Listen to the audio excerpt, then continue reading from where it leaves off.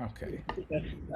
I keep going. Next question. So, what do you wanted to realize in your school? What's the particularly different? What is your idea? Well, I think the basic idea was that we wanted to develop some parts of the Milan. The Milan model is a very complex model with a lot of different facets, and we have a couple of facets that we want to develop more than before. One of these was the what we call the awareness of the context. So the idea is that you meet people, but you know that if you meet an individual, there is a family around this person. But then you meet the family, and you know that around the family there is a lot of social things that are happening, and around that there is a whole culture, and we have to be aware of all of that. And we thought that this was a great intuition by the colleagues in the original Milan team, but they developed that up to a point, and we wanted to go further. So our idea is that any client, any family must become more aware of their position in the wider context. Mm, And in order to do that, the therapist must be very aware of his or her own position in the wider context. I think this is the big thing. So the therapist must develop this contextual systemic awareness, and going on changing it with the changing of his or her understanding. That's the first issue. The second issue is was about emotions. We thought that the original Milan model was not so interested in emotions, and when I say we, I mean myself and the people who came with me to found the school. That we began to think, but this idea, these emotions are very important to understand, but we have to understand emotion in a different way compared to other schools of psychotherapy. So, for example, usually in psychotherapy, you see the emotion of the individual. But since working with an individual is just working with a part of a system, if you work individually, it's just a part of a family. If you work with a family, it's part of something bigger. We became interested in how the emotions move around in the system.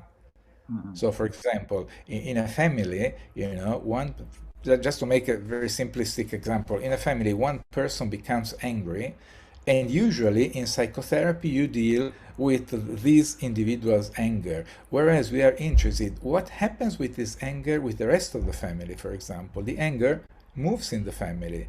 So there are some families where everybody gets angry and they start to fight. In other families, some people are angry, other people are afraid of them. So you have a balance between fear and anger. And in other family, there is anger and withdrawal. So what interesting us is the systemic dimension of emotion, which is something that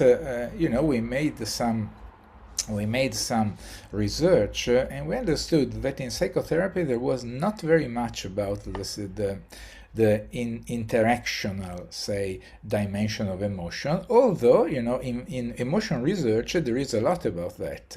So we thought that there is an area here, once again, that is not very well developed, but it is very relevant, and it makes sense from a scientific point of view. So it's not just an idea, but actually there is good research that shows, for example, that emotions actually have a communication value, an interactional value, and so they are not just something that pertains to the individual, to one single person. They pertain to this person and the other person having an interaction with him. So we thought we can develop that from the systemic point of view, and at this point, we realized that there is a connection between the position of the person and the emotions of the. You know, Interesting. you know, I can feel what my position allows me to feel, And if I change my position in the system, my feeling change. But if I change my feeling, I can change my position in the system. You know, it's a recursive stuff. So that was the idea. Very So interesting. for example, I say something that was told to me by a British colleague, the late Philippa Seligman, when we were discussing, for example, the fact that in all research shows that women are better in discriminating emotions than men. You know, women are more sensitive and they see smaller variations in emotions than men. This is confirmed by most research. And Philippa Sigma said, well, you know, this has something to do with a political dimension. Because in most societies, women have been subjected to men, and if I am in a subjective position, I must look at the other and understand what the other feels, because because I am in a disadvantaged position. Whereas if I am in a position of power, I don't care about the other's feeling, because I have the power. And I thought that that's really brilliant, and that shows how, a systemic dimension is an emotional dimension. Wow, it's very You know, so interesting. so so we think, so we think, and so we thought, and this can open the research on emotion to systemic psychotherapy. Whereas in the past, the idea was, and I found that there was something even in the first book by the Milan team, and in this book there was.